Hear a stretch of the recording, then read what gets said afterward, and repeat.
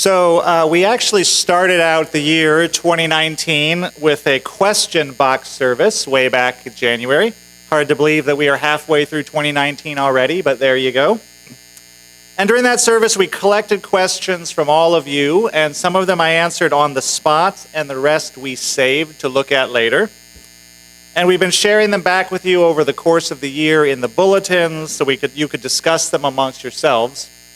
But I thought that this summer I would go back and also preach on some of those unanswered questions. And there were a lot of questions that were similar or hit on similar themes, and no topic was more on your mind than this one. You asked, how do we individually and as a group love those groups, those people who choose hate and exclusion as their foundation? How can meanness be dealt with? How do I reconcile the first principle with mean, hateful people? How do we live the first principle in the face of bad or even evil behavior from others? And where is the line between accepting others and rejecting intolerance? Is it okay to be intolerant of intolerance? So our first principle affirms and promotes the inherent worth and dignity of every person. For most Unitarian Universalists, this principle is at the heart of how we understand this religious tradition, and from it flow many prescriptions for our behavior, that we should be kind, compassionate, loving, accepting of one another, peaceful, and so on. It is foundational. It is also very hard to live out. No one ever said Unitarian Universalism was an easy religious path, and indeed, it is not. And the first principle is particularly challenging. If we hark back to Jesus, who at least inspired this principle, Matthew 5, in one of his most difficult teachings, he said, "You have heard that it was said, 'You shall love your neighbor and hate your enemy,' but I say to you, love your enemies and pray for those who persecute you, so that you may be children of your Father in heaven. For he makes his sun rise on the evil and on the good. Be perfect, therefore, as your heavenly Father is perfect." That was Jesus. Our first principle has some of this same flavor. It calls us to affirm the inherent worth and dignity of every person. Every person.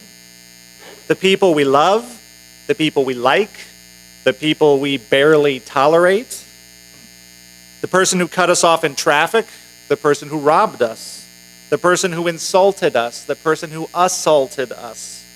We are called to affirm the inherent worth and dignity of those who hate us, who threaten our families, who threaten our neighbors, who threaten our country, of those who have harmed us and still intend to harm us. What can this mean, that all of these people have worth and dignity, and what are we to do with that? How do we live into this most difficult of principles? Well, it's important first to remember that the 7 principles taken together form a covenant, a promise, or a commitment, and not a creed or an orthodoxy. So the 7 principles are not beliefs per se. They're not dogmas. They're commitments that we choose to freely enter into. The first principle is not primarily a statement of belief about the world or a statement of fact about human nature. In particular, it is not an assertion that all people are good. It is a commitment that we make collectively for how we want to be as Unitarian Universalists, that we will affirm and promote the inherent dignity of each person. Now, how we understand that principle, what motivates us to make such a commitment, and how best to live out that commitment is subject to our individual discernment. How I understand it may be very different from how you understand it, and how I live it out might look very different than how you live it out. At the same time, its meaning is something that we are all working out together, collectively. The UUA is to learn from, challenge, and inspire one another. It's why we live out our religious commitments in community, rather than all of us off in our own corner trying to figure this out separately. So let's talk first about motivation, about how we ground this principle. Why do we affirm and promote that each person has inherent worth and dignity? Well, broadly speaking, there are two different ways that Unitarian Universalists have understood this first principle. The first way is ontological, which is just a fancy word that means related to how things are, related to being itself. And this approach says that there is something inside of people, something ineradicable that has worth and dignity itself. So this does make our first principle prescriptive or descriptive. It tells us something about how people are. In Christian language, and remember our religious tradition came out of Christianity, we would say that humanity is made imago Dei, in the image of God. And the early Unitarians, our ancestors, emphasized what they saw as a God-given human capacity for growth in moral goodness, primarily through education. William Ellery Channing, our founder, thought that all people had the capacity to grow in likeness to God. He called this salvation by character. We're always able to use our understanding to know the good and to choose the good, and even if we don't do it in any given moment, that capacity is never lost. The more mystical transcendentalists in our history might say that there's a divine spark in each of us that inclines us towards the divine, that allows us to apprehend God or sense God or feel God, intuit that which is good and holy and move towards it. The humanists in our tradition might emphasize our ability to reason, our free will, and the creative capacity of the human spirit that says we are never trapped by the past, even our own past. We are always able to imagine and create something better for ourselves. So in this way of understanding, our first principle reminds us to stop and remember that the person with whom we are dealing is a child of God, just like we are. It reminds us that there is something sacred in each of us, some divine spark, some creative potential, which our individual choices, good or bad, can never entirely extinguish. This way of understanding may be thought of as an acknowledgement that we are all larger than we know. That this expression of me that you encounter is just a part of me. It is not all of me. It is not the entirety of my potential. My behaviors at this moment are not the sum total of my humanity, just like your behaviors are not the sum total of your humanity. There are surprises waiting for both of us to uncover. There are forces working inside of us that invite transformation. So the poet Juan Ramon Jimenez writes that I am not I. I am not I. I am this one, walking beside me whom I do not see, whom at times I manage to visit, and whom at other times I forget, who remains calm and silent while I talk, who forgives gently when I hate, who walks where I am not, and who will remain standing when I die. Can we see the I who is not I when we stand before each other? Can I see the divine spark in the person whose beliefs are totally incomprehensible to me? Can I see the creative potential of the person who has committed harmful or even violent actions?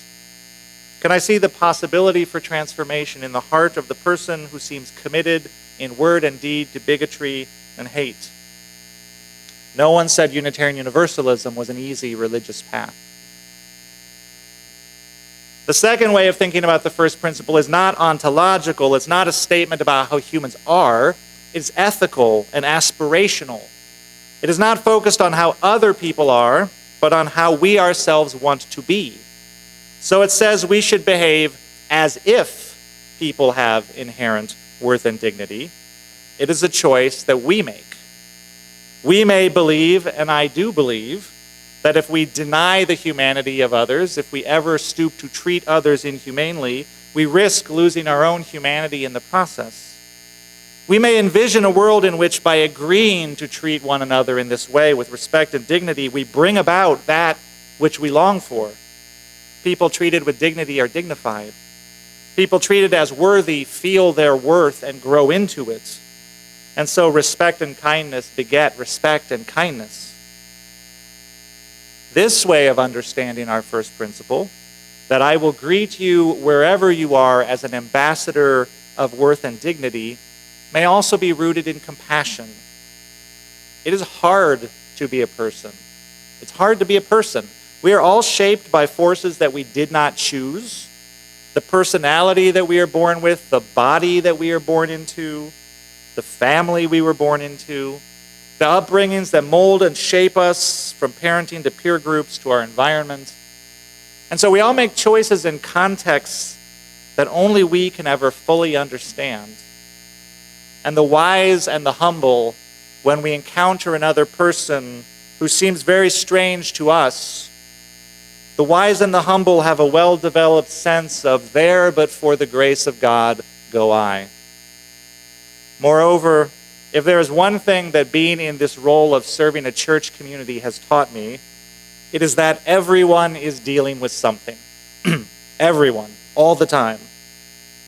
Cancer, addiction, economic insecurity, stress, mental illness, relationship abuse, loneliness, isolation, loss, grief, unresolved trauma. Every person you meet is dealing with something that is totally invisible to you and weighs on them with great heaviness. The poet Naomi Shihab Nye writes, "Before you learn the tender gravity of kindness, you must travel where the Indian in a white poncho lies dead by the side of the road. You must see how this could be you, how he too was someone who journeyed through the night with plans and the simple breath that kept him alive." So our first principle may be a way of seeing that apprehends the divine spark in each person, that sees the I that is not I. It may be rooted in respect for the creative power of the human spirit, for the power of reason and imagination, that no mind is ever fully closed. It may be a belief in the transformative power of love, that no human heart is ever fully beyond reclamation. It may be an ethical choice grounded in hope and compassion and determination to build a humane world for one another. It may be a way of holding on to our own dignity and humanity in a world that often seems so intent of robbing us all of both. A way of saying, I can choose how I respond and there is dignity in my choice. And nothing about this is easy. There's a remarkable essay called What Torture Has Taught Me. What Torture Has Taught Me, written by William Schultz, who is a former president of the Unitarian Universalist Association and served for 12 years as executive director of Amnesty International USA. And in that capacity, he traveled the world, moving from refugee camp to refugee camp, talking to the survivors of wars, interviewing the former inhabitants of prisons and torture chambers. And in his work, he was frequently confronted with the most extreme examples of human evil, the worst excesses of our propensities for violence and inhumanity. And Reverend Schultz writes in this article that this experience profoundly shook his Unitarian Universalist conviction in human goodness, and it profoundly tested his belief in the inherent worth and dignity of people, his commitment to affirm that. He writes that inherency is a construct, he concluded, a useful myth perhaps, but a myth nonetheless, designed to cover up the fact that we are all sinners and that we are not always certain which sins are worse than others. He concludes each of us has to be assigned worth. It does not come automatically, and each of us has to be taught to behave with dignity. And Schultz's essay, which you can find on the UU World, and I recommend that you read it, reminds us that if we are in any way still naive about this fact, that hate and prejudice and ignorance and violence are real forces in the world, and they find their way into our lives through human hands, and they can have devastating consequences. Our first principle in the inherent worth and dignity of every person does not in any way bind us to victimhood. I will say that again. Our first principle does not in any way bind us to victimhood in the face of those very real forces that enter our lives. If someone is abusing us or threatening us, Be clear that we can and should take whatever steps we need to take to protect ourselves. After all, we have worth and dignity too. We are not required to stay in relationship with those who hurt us. It does not take away someone's worth and dignity to say to them, I can no longer be in community with you. In fact, holding people accountable for their choices affirms their dignity. Our first principle does not require surrender or pacifism. It does not require that we submit to our torturers. It only forbids us that we become torturers in return. It does not require us that we be meekly passive. In fact, we are called to actively resist those who would rob us of our dignity and humanity, as we are called to resist those who would rob our neighbors of their dignity and humanity. But we can do this without hate in our hearts. We can do this without ourselves becoming inhumane. You asked in your questions how we can deal with mean and hateful and intolerant people. And on the one hand, we are called to be curious about one another. How is this person seeing the world in a way that is so different than the way that I see it? What experiences are motivating this behavior? In what way are they like me? What needs do they have that I also need? What values do we share in common? We are in a cultural moment where everyone is talking too much and listening altogether too little. So the first thing that we can do is listen to one another with humble hearts and with curiosity and with generosity. On the other hand, we must also be clear in word and in deed what we ourselves will and will not accept for ourselves and for others. And where harm is being done, where the well-being and humanity of others is being violated, we are called to act with whatever power we have. These are not abstract differences of opinion. This is not about uncomfortable moments over the family dinner table or tense political exchanges in the conference room. If you've seen the video of the police officers in Arizona that came out over this weekend, threatening to shoot a pregnant black woman in the head in front of her children because the 4-year-old child took a doll from the dollar store, then you have seen the face of racism that black people live with every day, that robs them of their worth and dignity, that denies them their humanity. So it in no way removes the worth and dignity of those officers to demand that they be fired. If anything, it increases it by holding them accountable. And at a time when children are being separated from parents at the borders, when transgender people are being legislated out of existence by the stroke of a pen, when religious minorities are being terrorized in their houses of worship, when women are being stripped of their reproductive freedoms, we are called to resist. We are called to organize and exercise whatever power we have to hold people accountable and to demand something better. An appropriate response to hate is resistance. And we can do this with love in our hearts. We can do this with a sincere desire to grow together in mutual understanding. We can do this with hope and optimism. We can say, I love you and I will not allow this. And we can do this with an openness to forgiveness and reconciliation that always allows for the day when we will be rejoined in our collective humanity. William Schultz concluded in his essay, "These 12 years at Amnesty International have haunted me. The things that I saw haunted me. But they also confirmed two bedrock Unitarian Universalist principles: the indomitability of the Spirit and the mysterious workings of an unfettered grace."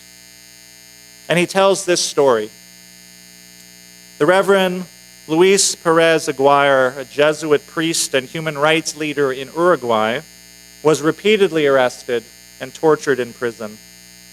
Years later, walking along the street, he ran into the man who had tortured him. As Lawrence Welschler recounts it in A Miracle, a Universe, setting accounts with torturers. The torturer was now being prosecuted, and he tried to avoid Perez Aguirre's gaze, tried to avoid the gaze of the man whom he had tortured. But Perez Aguirre took the initiative. He called him over, asked how he was. The man said he was very depressed. He was being prosecuted for his crimes. And after a moment's pause, Perez Aguirre responded, "If you need anything, come to me. I forgive you." And what torture has taught me, Schultz writes, what all those brave souls and even a few of their tormentors have taught me is to never give up on the glimmers of grace. If even survivors of torture can reclaim a sense of life's bounty, then surely you and I can too. If the torturer cannot fully break the human spirit, he concludes, then nobody can. Friends, the way of this tradition is not easy. Our principles call us to be curious, to be compassionate, to love, and to resist. And at the end of the day, then again, to be open to forgiveness and grace. As we grow in our understanding together, may we grow also in our commitment to build a world of dignity and humanity where all may know peace. Blessed be, and amen.